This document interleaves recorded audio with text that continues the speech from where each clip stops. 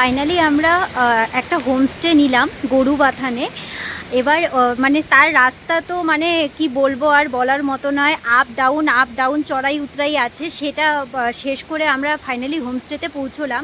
প্রথমে রাস্তা ভুল করে অনেক জায়গায় চলে গেছি, তারপরে হোমস্টের মালিকের সাথে ফোনে মানে কি বলবো কনভারসেশন করে তারপরে ফাইনালি আমরা হোমস্টেতে পৌঁছলাম। এত রাত্রি হয়ে গেছে, চারিদিকে অন্ধকার, আর পাহাড়ে তো রাত্রিটা একটু তাড়াতাড়ি নামে, যার ফলে আর কি ভিডিও করা পসিবল হয়নি। কালকে দিনের বেলায় অবশ্যই রাস্তাগুলো ঘুরে দেখানোর চেষ্টা করব। এবার আমরা যে হোমস্টেটায় আছি সেই হোমস্টেটা হচ্ছে ডালিম রিভার হোমস্টে। এই হোমস্টের ঠিক পেছনেই তোমরা হয়তো আওয়াজও পাচ্ছ যে নদীর শব্দ শোনা যাচ্ছে। নদীটা ভীষণ সুন্দর, একটা ব্রিজও আছে ছোট, কিন্তু এই মুহূর্তে ভিডিও করে সেটা দেখানো কোনোভাবেই পসিবল না, কারণ অন্ধকার নেমে গেছে। তোমাদের হোমস্টেটা একটু দেখানো।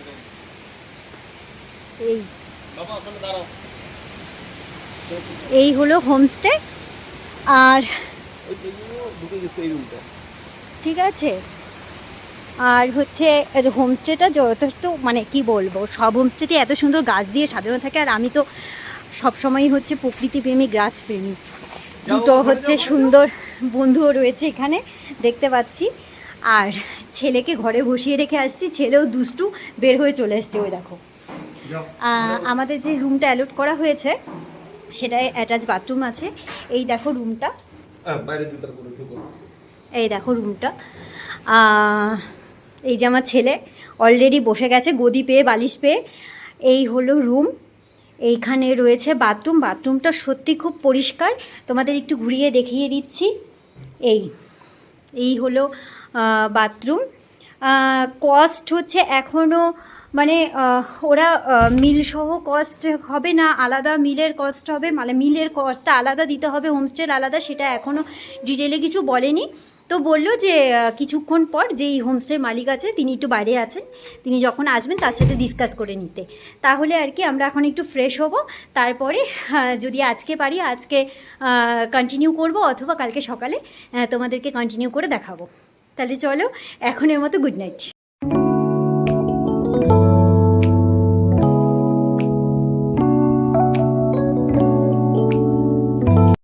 গুড মর্নিং ফ্রেন্ডস, এখন বাজে 7:30 সকালের।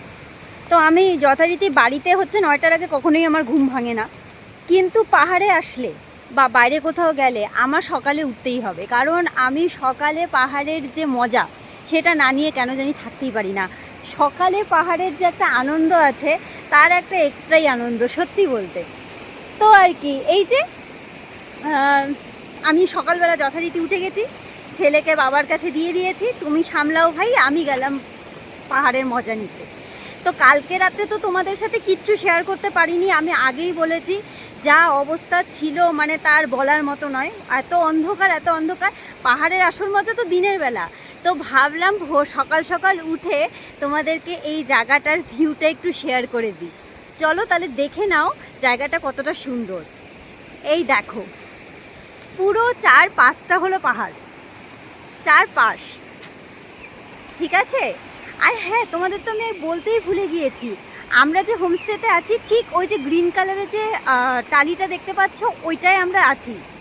ওই হোমস্টেটার নাম হলো ডালিম রিভার হোমস্টে। আর তোমরা ডালিম রিভার দেখতে চাও, এই হলো সেই ডালিম রিভার। এখন আমি হচ্ছে একটা পুলের ওপর দাঁড়িয়ে আছি, ঠিক পুলের এই পাশ দিয়ে যে নদীটা চলে যাচ্ছে এটাই হচ্ছে ডালিম রিভার, ঠিক আছে। এত সুন্দর, এবং ঠিক হোমস্টেটার পাশেই হচ্ছে আমাদের হচ্ছে নদীটা। সারা রাত্রি এই নদীর যে কলকল শব্দ, তুমি বিশ্বাস করতে পারবে না তোমরা যে মানে কতটা আনন্দ দিয়েছে আমাদের, মানে সেটার একটা আলাদাই অভিজ্ঞতা, এটা কাউকে বলে বোঝানো পসিবলই নয়, ঠিক আছে। এই হলো ডালিম রিভার যা বয়ে চলেছে। নদীতে নামা যায় কি না আমার এখনও সঠিক জানা নেই, হয়তো বা ওই পোর্শনটা দিয়ে নামা যায়, কিন্তু আমরা এখনও সেটা চেষ্টা করিনি। যাই হোক, সেটা পরে করবো কি না মানে জানা নেই। তবে আমার জায়গাটা খুবই পছন্দ হয়েছে। তোমাদের কেমন লেগেছে সেটা কিন্তু আমাকে কমেন্ট বক্সে কমেন্ট করে অবশ্যই জানিও। আর সঙ্গে থাকো, আরও জায়গা আমরা আজকে ভিজিট করতে যাব, তো সঙ্গে থাকো, সেখানে তোমরা জানতেই পারবে।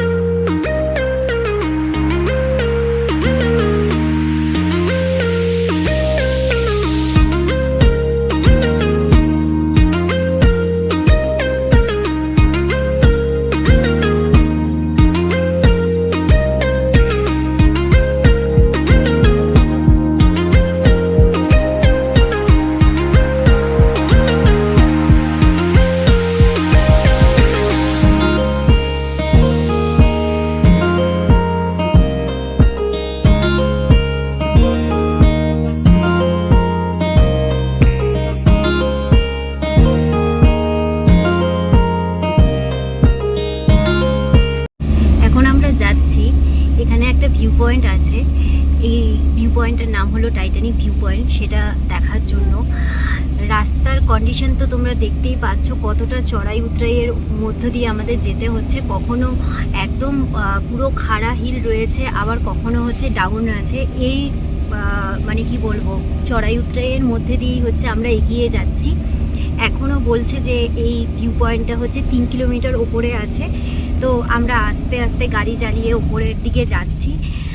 তোমরা সঙ্গে থাকো, ভিউ পয়েন্ট পর্যন্ত যাই, গিয়ে তোমাদের ভিউ পয়েন্টটা ঘুরিয়ে দেখাবো।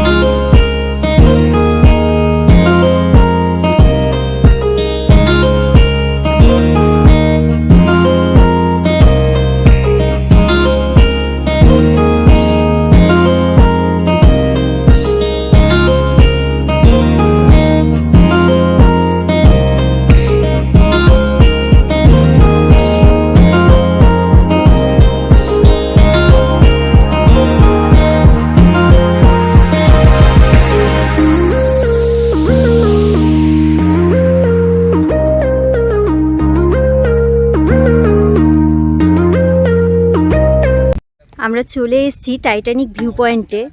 ইস, জায়গাটা যে কি সুন্দর। এখানে একটা হোমস্টে আছে, তোমরা দেখতে পাচ্ছ, এটা গ্রিন ব্লিস হোমস্টে। হোমস্টেটাও দেখতে অসম্ভব সুন্দর। তোমাদেরকে আমি একটু দেখিয়ে দিই।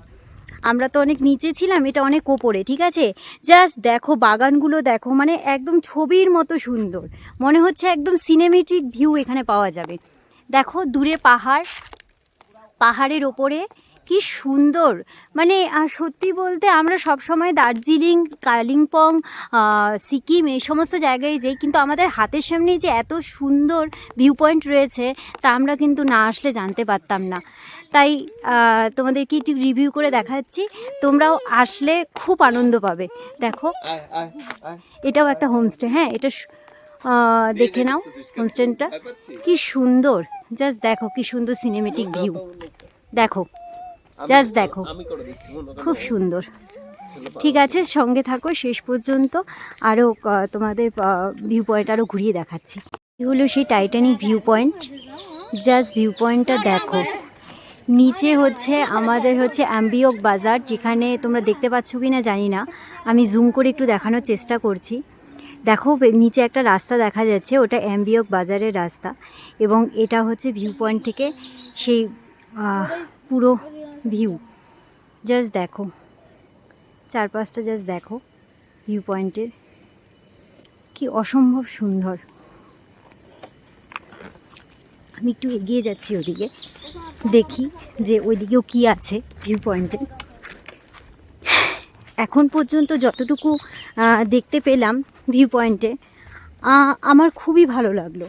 এবং এত কষ্ট করে গাড়ি চড়াই উতরাইয়ের মধ্য দিয়ে গিয়ে আমরা যে ভিউ পয়েন্টটা এখন পর্যন্ত দেখতে পেরেছি, আশা করি আমাদের সেখানে কোনো কি বলবো লস হয়নি। কষ্ট করে এসে কষ্টটা সার্থক হয়েছে, এটা ভেবেই আনন্দ লাগছে। বাকি তো আমার তো খুব ভালো লাগছে। তোমাদের কেমন লাগলো প্লিজ আমাকে কমেন্ট করে কমেন্ট সেকশনে জানিও। দেখো, তোমাদের অভিমত জানার জন্য আমি অপেক্ষায় রইলাম।